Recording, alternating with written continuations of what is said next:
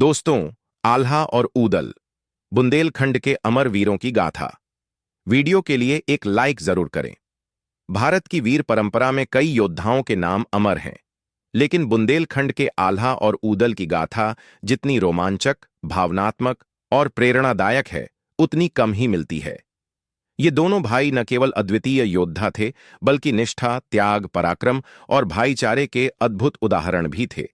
उनकी कहानी में जहां भीषण युद्धों का वर्णन है, वहीं आल्हा के अचानक संन्यास और गायब हो जाने का रहस्य भी इसे और अधिक अद्भुत बनाता है।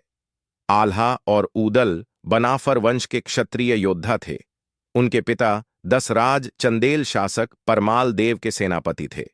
बचपन से ही दोनों भाइयों को युद्ध कला, धनुर्विद्या और शस्त्र विद्या का प्रशिक्षण दिया गया।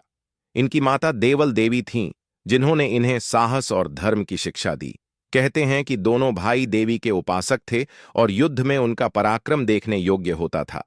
इनकी वीरता का सबसे विस्तृत वर्णन आल्हा खंड में मिलता है, जिसमें आल्हा द्वारा लड़े गए 52 युद्धों का उल्लेख है। इन युद्धों में कई बार ऊदल ने अकेले ही सेना का नेतृत्व किया।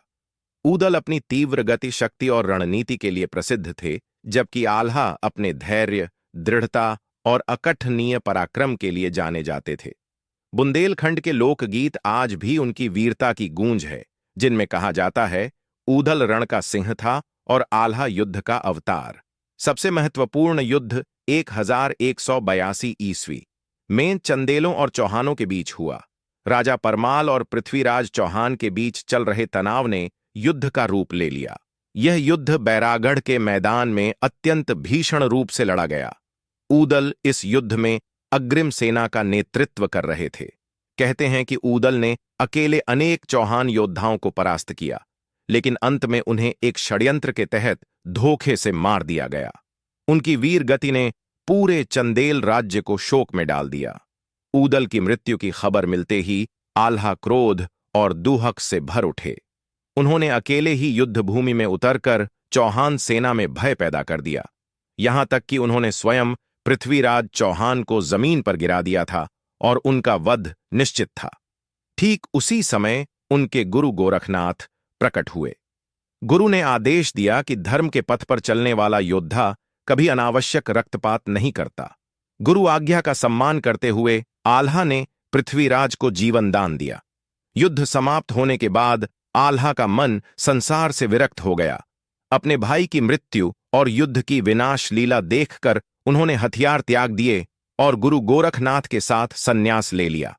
इसके बाद आल्हा कहां गए और कैसे गायब हो गए, इसका कोई प्रमाण इतिहास नहीं देता। यही रहस्य लोक मान्यता में उन्हें अमर बनाता है। कहते हैं कि जब भी गांवों में आल्हा गान गूंजता है, आल्हा अदृश्य रूप में इसे सुनते हैं।